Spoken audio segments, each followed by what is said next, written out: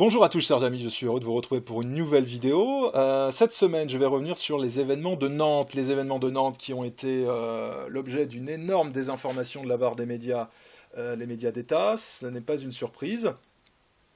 Je veux souligner ici que cette désinformation est récurrente à chaque fois qu'elle implique des criminels d'origine extra-européenne, afro-maghrébins en général, et que cette désinformation vise à empêcher l'opinion publique française de tirer des conclusions sur la base de faits sur la question de l'immigration. Donc il s'agit bien, pour le gouvernement français, pour les médias contrôlés par le gouvernement français, d'imposer un discours officiel sur l'immigration en toutes circonstances, et lorsqu'il se passe ce type d'événement comme à Nantes, où vous avez un criminel d'origine africaine qui a été abattu par la police, il s'agit d'éviter toute conclusion contraire au dogme de l'immigration totale qui est voulu par les élites qui contrôlent la France.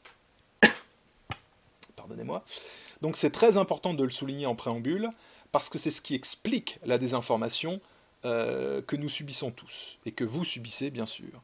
Donc comprenez bien cela, les médias vous considèrent comme une proie, une cible, vous êtes victime d'une guerre psychologique, et on cherche à manipuler votre compréhension de la réalité pour prévenir de votre part toute réaction à caractère politique qui pourrait nuire au gouvernement, c'est-à-dire toute réaction qui ne va pas dans le sens de ce que attend de vous le gouvernement et les élites qui contrôlent la France de manière générale. D'accord ? Donc vous êtes en ce moment même ciblé, votre esprit est attaqué par ces médias, ça suit un processus très simple, très élémentaire, toujours le même, et c'est ce processus que je vais décortiquer avec vous pour que, si ce n'est déjà le cas, je pense que quand même beaucoup d'entre vous le comprenez, mais si certains ont encore des doutes, eh bien vous puissiez le comprendre, le démonter, et à l'avenir éviter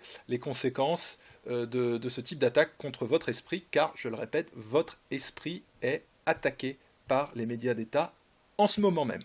En ce moment même, une opération de guerre psychologique. Alors, les faits. Alors les faits, commençons par là, c'est peut-être le plus intéressant, c'est-à-dire par là où tout le monde prend connaissance de ce qui s'est déroulé à Nantes il y a quelques jours, à savoir un criminel africain abattu par un policier.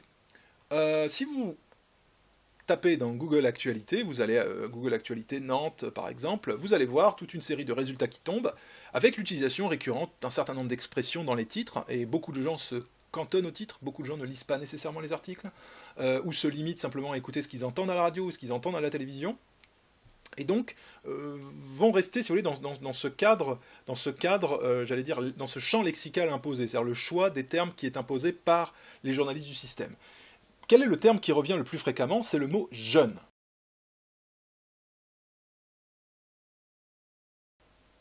C'est le mot « jeune ». Toujours, de manière systématique, lorsqu'il y a des émeutes raciales en France, dans les enclaves afro-maghrébines et musulmanes, qu'on le retrouve dans toutes les grandes villes françaises, dans les villes moyennes, même parfois dans des petites villes. À chaque fois qu'il y a des troubles, on ne va pas utiliser des qualificatifs qui permettraient à l'opinion publique française d'identifier la source du problème. Donc il y a un travail, si vous voulez, de désamorçage, donc de manipulation mentale, qui est fait par les médias gouvernementaux, pour faire en sorte que vous ne tiriez pas les bonnes conclusions. Et le meilleur moyen de s'y prendre, c'est de qualifier l'origine du problème d'une certaine façon, de telle sorte à ce que vous ne tiriez pas de conclusion, du moins celle que le gouvernement essaye de vous empêcher de tirer. Alors quand on parle de jeunes, évidemment, on coupe du contexte le protagoniste. D'accord ? Donc ce sont des jeunes, donc vous avez quand des émeutes, des troubles, des confrontations avec la police, ce sont des jeunes. Bon. En règle générale, ce sont très souvent des gens qui ont un certain profil ethnique, racial et religieux. Vous le savez, vous comprenez ce que je veux dire, mais on cherche à l'effacer. Et on vous parle de jeunes. Donc, visiblement, pour les médias, les médias gouvernementaux, le critère qu'ils retiennent, c'est l'âge. Pourquoi ? Alors, outre le fait d'effacer le contexte ethnique, religieux, racial que ça sous-entend, c'est aussi de créer une empathie. C'est de créer une sympathie dans l'opinion publique française pour le protagoniste. D'accord ? Donc, le protagoniste, sur lequel je vais revenir, qui est un criminel, devient une victime. Vous voyez, hop, deuxième manipulation. D'accord? Donc, l'agresseur, le danger, devient la victime du danger. Et par voie de conséquence, ceux qui sont censés régler le problème, à savoir les policiers, deviennent la source du problème. Donc la menace. Donc la police devient la menace, le criminel devient la victime. D'accord? Regardez bien comment ça fonctionne, c'est très simple, ça se passe toujours comme ça. Donc en parlant de jeunes, vous allez créer une empathie dans l'opinion publique française. Pourquoi? Nous avons tous des jeunes autour de nous.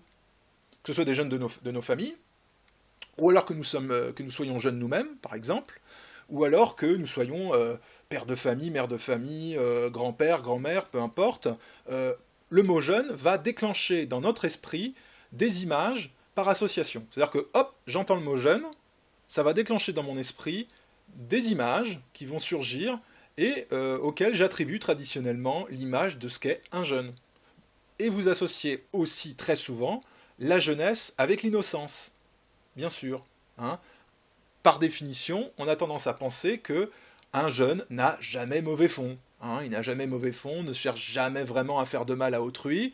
Il peut faire des bêtises, mais s'il fait des bêtises, ce n'est pas volontairement. C'est une erreur. C'est une erreur. Vous voyez, c'est parce qu'il n'a pas encore l'expérience de la vie, donc il ne sait pas exactement ce qu'il fait.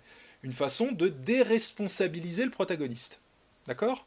Donc, on vous dit le mot jeune, le mécanisme dans votre esprit se déclenche, hop, vous avez un phénomène d'empathie, de sympathie pour le protagoniste qui surgit immédiatement. Ça se fait mécaniquement. C'est comme si on appuie un bouton et que ça s'enclenche. Il y a un caractère automatique dans ce mécanisme, ce que savent pertinemment les médias. Les médias savent que quand vous utilisez un mot, ça déclenche une série de représentations.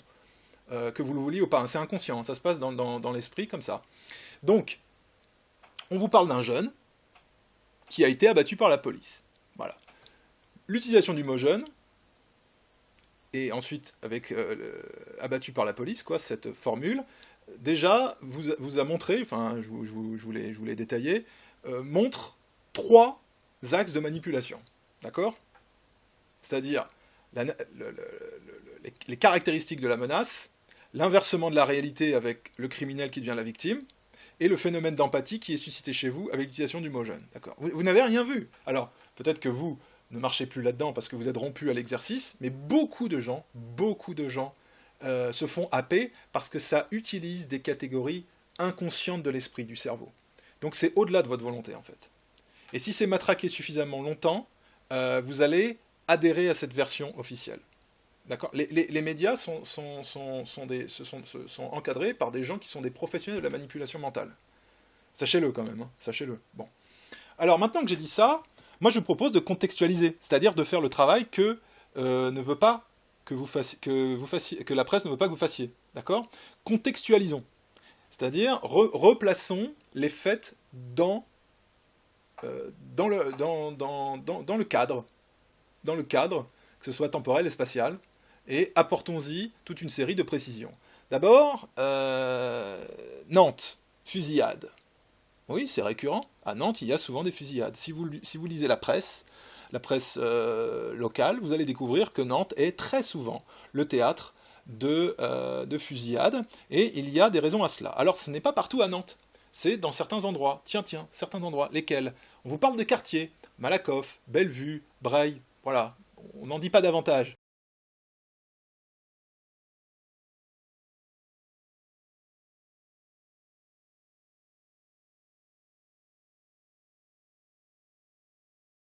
Non, ce sont des quartiers ethniques. Ce sont des enclaves afro-maghrébines. Ce sont des endroits de peuplement africain et musulman. D'accord? Ce n'est pas n'importe où dans Nantes.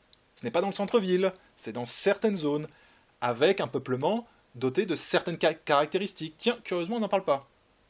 On n'en parle pas. Pourtant, si vous regardez les images, ça saute aux yeux, quoi. Hein. Et visiblement, il y a des choses différentes. Je vous propose de les regarder.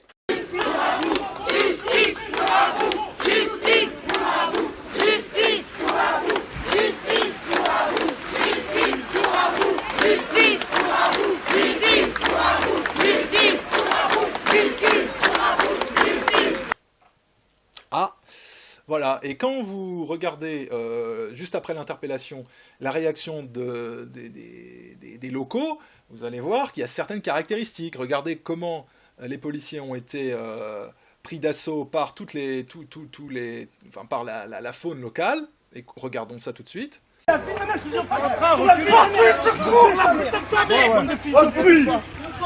la meuf, c'est elle qui a tiré. Ouais, j'ai vu, c'est la meuf qui a tiré. Recule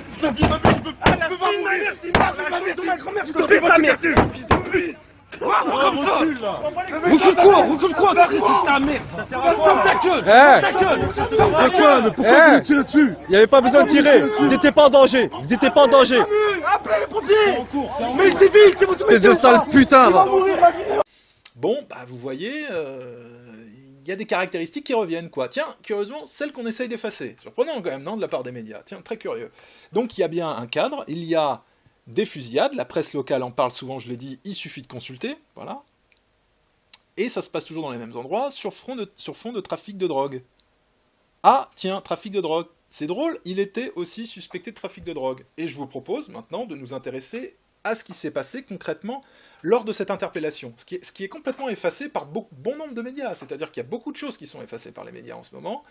Vous allez les trouver si vous cherchez un peu, parce que les médias ne peuvent pas tout occulter. La manipulation qu'opèrent les médias, en général, se situe au niveau du traitement. C'est-à-dire, comment je prends mes prises de vue. Quel type d'image je veux prendre. Quel type de personne je veux interroger plus que tel autre. Ce n'est pas qu'il va y avoir systématiquement la dissimulation d'informations. Mais l'information qui va être vraiment importante et qui est gênante, on va la mettre tout en bas des articles, de petits articles anodins, voilà, qui font des brèves, voilà. Et ça, on va les mettre un petit peu en bas de liste. En revanche, les images ou les titres qu'on veut vraiment mettre en avant, vous allez voir qu'il y aura un traitement différent. Donc c'est le traitement qui est très important. Et donc la presse ne veut pas tout occulter non plus. Je veux dire, les policiers sont impliqués, les syndicats de policiers communiquent, bon, la presse doit bien en faire écho quand même, si vous voulez, quand même. Mais c'est pas ce qu'on va retenir le plus. Alors, moi je vous propose de lire un certain nombre d'extraits comment dirais-je, d'un article de France Bleu.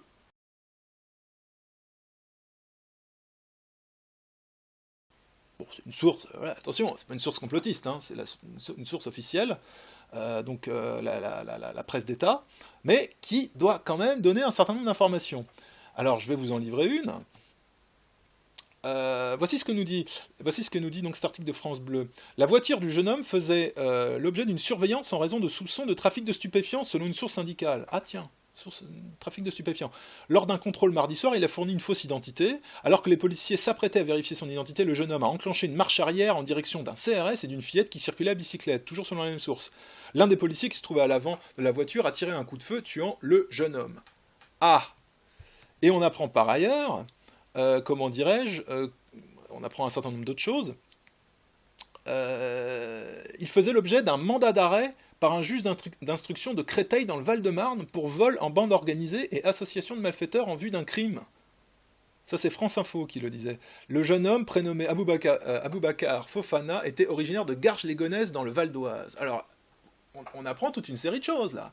Il appartient à un gang, et il avait un mandat d'arrêt contre lui. C'est-à-dire qu'il était activement recherché par la justice et par la police. Bon. Cet homme était, par ailleurs, visiblement soupçonné de trafic de drogue dans un quartier de Nantes qui est, comme je l'ai dit, et vous pouvez le vérifier dans la presse, est le théâtre d'un intense trafic de drogue avec d'autres quartiers de Nantes et qui donne lieu à des confrontations armées entre gangs ethniques très régulièrement. Oh mon Dieu, l'alarme. Il va tirer. L'alarme, lui. Oh là là, il cache, mon Dieu.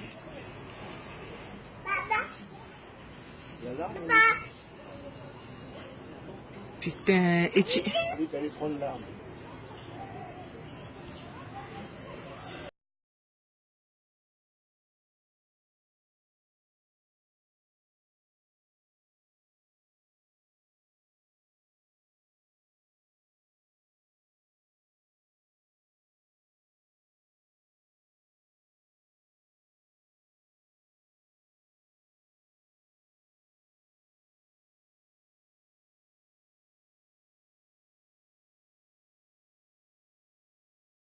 D'accord ? Bon. Il est suivi, les policiers lui demandent de décliner son identité. Qu'est-ce qu'il fait? Il essaye de fuir. En essayant de fuir, il a probablement, avec son véhicule puissamment heurté, comment dirais-je, un mur attenant, et il a failli blesser, en fait, un policier qui se trouvait là.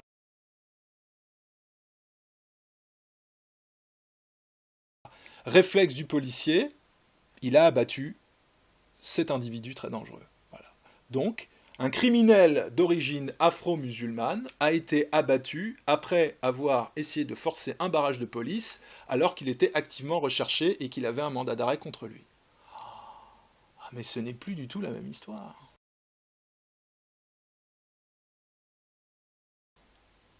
On est très loin du jeune qui aurait fait face à pratiquement un délit de faciès. Parce que c'est ce que les médias essayent de nous dire. C'est ce que les médias essayent de nous dire. Et puis, puisqu'on est sur Nantes, qu'est-ce que nous permettent de comprendre ces images que j'ai montrées? C'est qu'il y a un remplacement de population en cours. Parce que, comme je l'ai dit, ce que les médias essayent de faire, les médias gouvernementaux, c'est de découpler les faits, ou le peu qu'ils veulent bien en dire, et l'origine de ces mêmes faits. Donc ils veulent couper la question de la criminalité avec leur origine ethnique ou religieuse, c'est très clair. Et ils veulent bien évidemment encore moins parler de ce qui se passe à Nantes. Qui sait par exemple qu'à Nantes, à ce stade, il y a 14 mosquées? Personne ne le sait. Est-ce que les gens savent que, pas plus tard qu'en juin 2018, c'est-à-dire le mois dernier, une école coranique, une madrasa, a reçu l'aval de la municipalité socialiste pour être construite. Donc, dans cette ville de Nantes, où la politique, comment dirais-je, d'immigration de masse suit son cours, d'islamisation radicale suit son cours, avec une progression exponentielle du crime, avec des gangs ethniques qui s'illustrent chaque mois, si ce n'est pas chaque semaine. Dans ce contexte-là, vous avez un Boubacar Fofana, personne originaire d'Île-de-France, qui vient se livrer à du trafic de drogue. Bon, encore un dans cette zone-là, qui veut s'impliquer là-dedans. Tout cela a disparu du tableau. Tout cela a disparu du tableau. Voilà. Chers amis, vous êtes laissés avec un jeune de 22 ans qui a été tué par un policier et on ne sait pas trop pourquoi. Voilà. Le contexte est très différent. Alors comme vous avez pu le voir, il y a eu des manifestations qui ont suivi et plus que ça, il y a eu des émeutes raciales. Alors là encore, on parle d'émeutes, hein, on parle de troubles, d'émeutes, etc. Une deuxième nuit d'émeute à Nantes, dans le nord-ouest de la France, où un jeune homme a été tué mardi soir lors d'un contrôle de police. Des voitures, bâtiments publics et commerces ont été incendiés dans plusieurs quartiers sensibles de la ville. 11 personnes, dont 4 mineurs, ont été interpellées. Non, parlons français, ce sont des émeutes raciales. Ce sont des émeutes raciales. C'est pas, vous avez remarqué, c'est pas les Bretons qui sont descendus en masse dans la rue pour brûler des bibliothèques, pour brûler des véhicules, pour essayer de s'en prendre aux policiers, on est bien d'accord. Bon. Enfin, ou alors j'ai mal vu, mais il me semble pas. Hein. Donc ce sont des émeutes raciales, à caractère racial, et là, encore une fois, c'est occulté. On parle d'émeutes, voilà. Bon. Et surtout, et ça c'est très récurrent, et vous allez comprendre pourquoi je dis que c'est récurrent, vous avez ensuite des manifestations. Alors là, on a parlé de marche blanche. Alors là aussi, je crois qu'il va vraiment falloir que je contrôle, j'aille chez l'opticien, parce que moi, marche blanche, je n'ai pas vraiment l'impression que ça m'avait faite en la voyant. Et surtout en écoutant les appels qui étaient lancés. J'ai vu que ces masses qui viennent donc de ces enclaves, appelaient à la justice.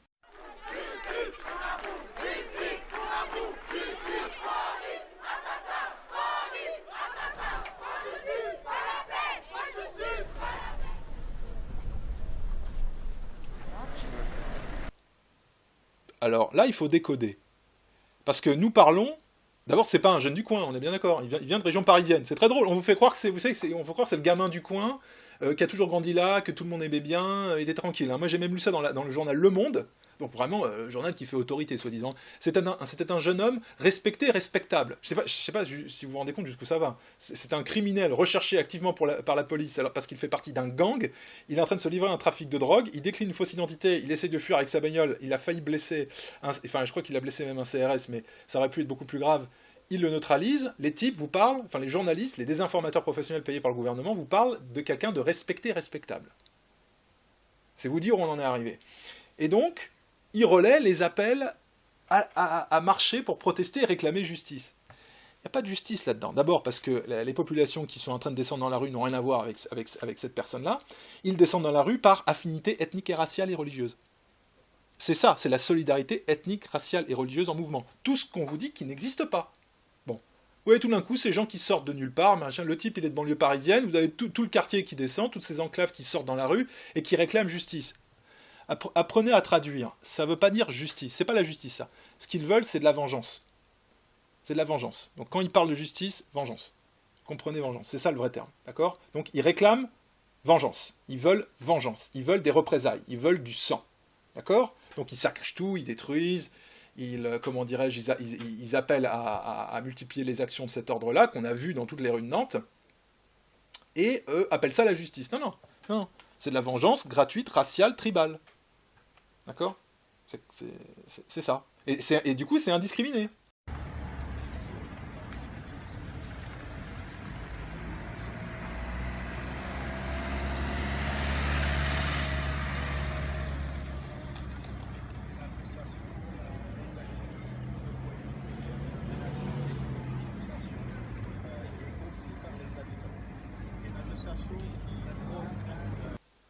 D'accord ? Donc c'est pas le policier en question, c'est tout. D'accord ? C'est tout ce qui n'est pas eux. C'est-à-dire c'est vous. Voilà. Vous voyez que progressivement on commence à appréhender la réalité telle qu'elle est, non pas telle que la décrivent les médias du gouvernement qui craignent tant justement que les gens comprennent ce qui se passe. Alors, comment dirais-je, autre contexte intéressant, c'est bien évidemment le rôle des politiciens.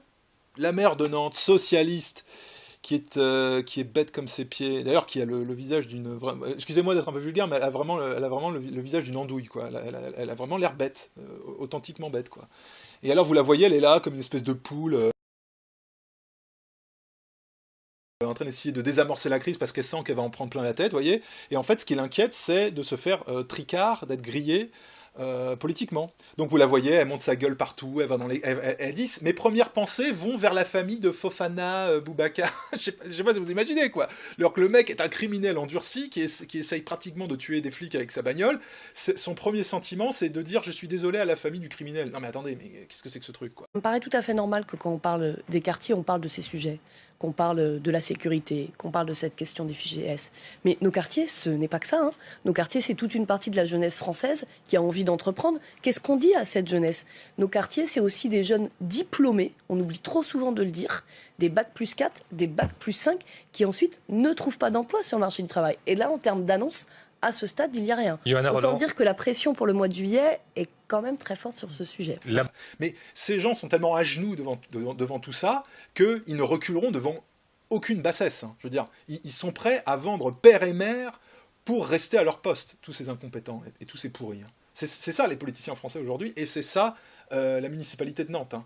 Tous ceux qui ont permis ce chaos de s'installer. Hein. Parce que le reste de l'année, quand ça tire, vous les entendez pas parler. Quand il y a des fusillades, quand vous voyez le trafic de drogue qui explose, etc., là, Johanna Roland, vous entendez pas parler d'elle. Hein. Elle est aux abonnés absents, elle est en train de prendre un thé, je ne sais pas où, avec des militants végans. Hein. C'est ça la réalité quand même de ces bobos dégénérés là. Hein. Donc, cette nana-là, ses premiers sentiments vont à la famille du criminel, et surtout, c'est une façon pour elle de se dédouaner parce qu'elle est bien évidemment responsable. Bien évidemment responsable. Hein. Elle est, en tant que socialiste, partisane de ce système multiculturaliste, multiracial, immigrationniste, comment dirais-je, d'implantation de millions et de millions d'halogènes en France. Et ensuite, quand ça tourne pas tout à fait comme on veut, elle est plus là. Elle est plus là, et si on lui pose la question, elle dit « Ah bah oui, bah j'ai quand même mon cœur qui saigne pour la famille du criminel. » quoi. Bon, voilà. Bon, voilà. Alors, la petite anecdote, c'est qu'elle a eu sa voiture cramée, je veux dire, dans l'affaire. probablement, d'ailleurs je crois même pas probablement par les halogènes, mais beaucoup plus sûrement par les militants d'extrême gauche, parce qu'ils sont actifs sur cette ville-là. Hein, nos amis antifascistes, qui sont en fait des marginaux anarcho-communistes, dont le but dans la vie est de détruire. Hein. Ce sont des gens qui n'ont aucun but autre que de détruire. Hein. C'est ça leur idéologie. Et donc, ils ont dû vouloir un petit peu taquiner la mère socialiste, qui probablement ne doit pas en faire assez à leurs yeux. Hein, ça ne va jamais assez loin dans le délire pour l'extrême gauche. Bref. Alors enfin, pour conclure cette vidéo, où là j'ai démonté les mécanismes, si vous voulez, de la manipulation médiatique et politique pour couvrir l'origine du problème et pour surtout éviter que l'opinion publique française ne tire les conclusions qui s'imposent. Et qui ont déjà été tirés en Italie, en Autriche, en Hongrie, en Pologne et ailleurs. C'est marrant, hein, vous voyez qu'en fait il y a des raisons derrière tout ça. Eh bien, c'est toujours le même schéma. L'affaire Théo Louaka, hein, là encore, pendant un an, c'est pour vous dire jusqu'où ça va, pendant un an, les médias, pas des médias d'extrême gauche, TF1, France 2, France 3, tous les grands médias, toute la presse écrite, Théo Louaka, le martyr. François Hollande s'est rendu au chevet du jeune Théo, victime de coups et d'un viol présumé lors d'un contrôle de police à Aulnay-sous-Bois.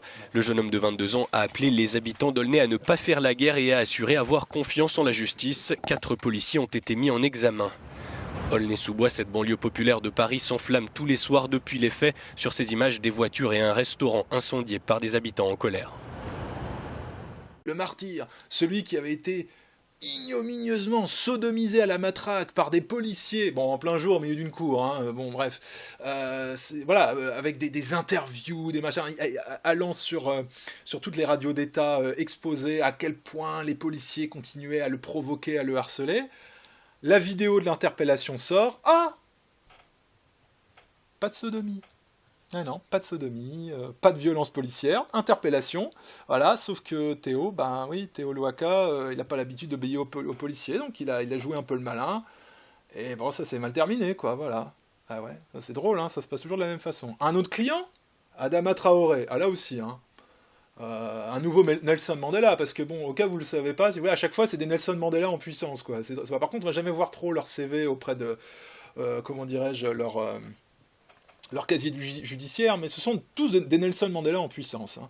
Alors, bon voilà, des gens qui n'ont jamais rien fait de mal, qui n'ont jamais nourri d'intentions criminelles, jamais fait partie d'organisations à caractère criminel, qui soudainement, comme ça, se font assassiner par la police sans raison aucune. Hein. Dans la préfecture du Val d'Oise, accusés notamment de jets de cocktails Molotov sur les forces de l'ordre. 3 communes, Beaumont-sur-Oise, Persan et Bruyères-sur-Oise, sont concernées par ces échauffourées. Elles font suite à la mort d'un jeune homme de 24 ans mardi, alors qu'il venait d'être arrêté par les gendarmes. Dans son quartier, certains refusent de croire à un arrêt cardiaque et accusent les forces de l'ordre de bavure. Adama Traoré, c'est pareil, hein, voilà. On ne sait pas pourquoi. Au début, on ne sait pas pourquoi, quoi. Puis ensuite, on fouine, on creuse. Ah, oui, non, en fait, le Adama Traoré appartenait à un gang africain qui opérait à Beaumont-sur-Oise depuis des années et qui semait la terreur partout. Voilà. Et ce jour-là, bon, il a essayé de s'échapper, encore probablement ayant la conscience tranquille, et il est mort, tout simplement, comment dirais-je, parce qu'il avait des problèmes de santé. Voilà. Ce qui n'empêche pas les médias de présenter l'individu comme un martyr. Comme un martyr. Les plus grands médias d'État font ça. D'accord ? Et le cas Théo Louaka, ça a été le cas le plus emblématique. Mais c'est toujours la même chose, c'est-à-dire que les policiers sont présentés comme les agresseurs, la faune ethnique qui est responsable des pires déprédations et qui est impliquée dans ce genre d'arrestation, est présentée comme innocente de tout crime, et il y a un énorme travail de propagande qui est fait pour créer une empathie en faveur de cette faune, et inversement, un énorme travail de diabolisation de la police, avec toujours l'histoire des bavures policières. Les procédures ne sont même pas terminées, on n'a même pas les éléments d'enquête, etc., mais c'est déjà parti. Bon.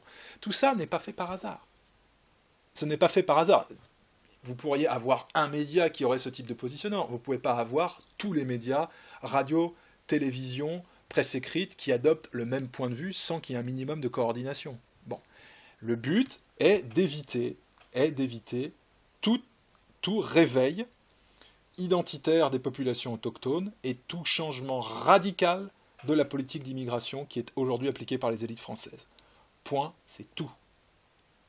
c'est un travail de désinformation de masse. Piloté par le gouvernement, piloté par le ministère de l'Intérieur, qui coordonne la désinformation des grands médias d'État. Voilà. Et tous ceux qui n'invalident pas la version officielle sont censurés, occultés, diffamés, déstabilisés d'une façon ou d'une autre. C'est tout le temps la même chose. Voilà. Donc, comme vous l'avez vu, des informations à tous les étages. Et je crois que il faut prendre conscience de ce qui se passe et il est grand temps que tout ça change. Pour changer tout cela, il y a bien évidemment un certain nombre de modifications opérées sur lesquelles je ne vais pas m'étendre, mais je crois que, par exemple, et juste pour l'aborder, on pourrait déjà regarder ce qui se fait dans un certain nombre de pays qui ont ce type de problème, et pourtant les problèmes actuels ne sont pas aussi prononcés que dans ces pays-là. Prenez le Brésil, qui a des unités tout à fait adaptées pour ce type de clientèle, comme le BOPE. Je vous assure que ça marche très très bien. Ça marche très très très bien. Donc on gagnerait à s'en inspirer, et vous verriez que tous ces clients qui sont très agressifs commenceraient à faire un petit travail d'introspection et surtout commenceraient à montrer des signes d'obéissance. Je crois que ça leur ferait du bien. Donc il est temps de muscler un peu tout ça, muscler un peu la police, donner un peu les coups des franches à la police pour s'occuper de tous ces gens-là. Donc, chers amis, sur ces bonnes paroles, je vous laisse pour cette semaine. Je vous invite, si vous le souhaitez, à me soutenir.